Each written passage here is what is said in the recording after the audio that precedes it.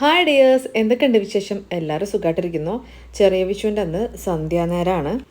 വിളക്കൊക്കെ വെച്ച് വിളക്കുന്ന ചെറിയൊരു തീനാളെടുത്ത് നമ്മൾ പുറങ്കണിയും വെച്ചു. നമ്മൾ കോഴിക്കോടുള്ള ഒരു ഏർപ്പാടാണ് പുറങ്കണി വെക്കുക എന്നുള്ളത്. മറ്റ് സ്ഥലങ്ങളിലേക്ക് അത് ഉണ്ടോ എന്നുള്ളത് എനിക്കറിയില്ല കേട്ടോ. ഉണ്ടെങ്കിൽ എല്ലാവരും ഒന്ന് കമൻറ്റ് ചെയ്യണേ. നമ്മൾ പുറങ്കണിയൊക്കെ വെച്ചതിന് ശേഷം കുറച്ച് ഡെക്കറേഷൻ പരിപാടിയിലേക്ക് കടക്കുകയുണ്ടായത്. നമുക്ക് ഈ പ്രാവശ്യം കണി വെക്കുമ്പോൾ കുറച്ച് അധികം ഭംഗിയിൽ വെക്കാനൊരാഗ്രഹം.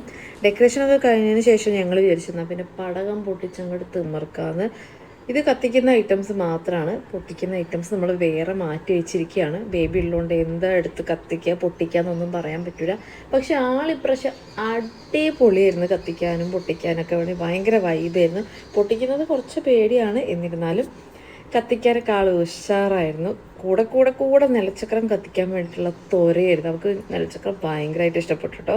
ഇതിന് കുറച്ച് ഷോർട്സൊക്കെ പൊട്ടിച്ച് കിടുക്കി.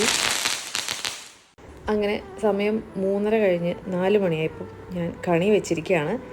ഇപ്രാവശ്യത്തെ കണി കുറച്ചും കൂടി സ്പെഷ്യലാണ്. നിമുക്കുട്ടി അറിയാനും കാണാനും ഓരോരോ സംശയങ്ങൾ ചോദിക്കാനും ഉള്ള സമയത്ത് വെച്ചൊരു കണി ആയതുകൊണ്ട് ഒരുപാട് സംശയങ്ങളിലായിരുന്നു നിമുക്കുട്ടിക്ക് തീർക്കാൻ വേണ്ടിയിട്ട്. അതിനുശേഷം നമ്മൾ അമ്പലത്തിലേക്ക് പോകാനുണ്ടായത്.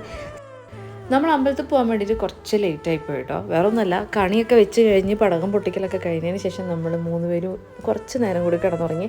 പൊതുവേ കണിയൊക്കെ വെച്ച് കഴിഞ്ഞാൽ ഉറങ്ങാൻ പാടില്ല എന്നൊക്കെ പറയും, പക്ഷേ ഉറക്കം സഹിക്കാൻ പറ്റിയില്ല. അതുകൊണ്ട് കുറച്ചധികം റെസ്റ്റ് എടുക്കേണ്ടി വന്നു.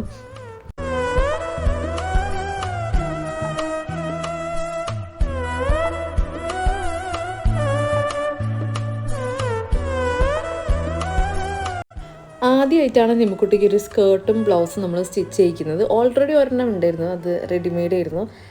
ആൾക്ക് പറഞ്ഞ് സ്റ്റിച്ച് ചെയ്യിപ്പിക്കുന്നത് ആദ്യമായിട്ടാണ്. അതുകൊണ്ട് തന്നെ ആൾ കാണാൻ ക്യൂട്ടായിട്ടുണ്ട്. ആക്ച്വലി നമ്മൾ ഇതിൻ്റെ മുന്നേ നമുക്ക് കുറച്ച് പ്ലാനിങ്ങും കാര്യങ്ങളൊക്കെ ഉണ്ടായിരുന്നു. അന്ന് സ്റ്റിച്ച് ചെയ്തെടുക്കേണ്ട ഒരു സാധനമായിരുന്നു. നമുക്ക് ഇത്ര ലേറ്റ് ആയിപ്പോയി. അപ്പം ഞാൻ തന്നെ വിചാരിച്ചു വിഷുവിനിട്ടിട്ട് നിമുക്കുട്ടീനെ സൂപ്പറാക്കാമെന്ന്. അങ്ങനെ നമ്മൾ തൊഴുതു.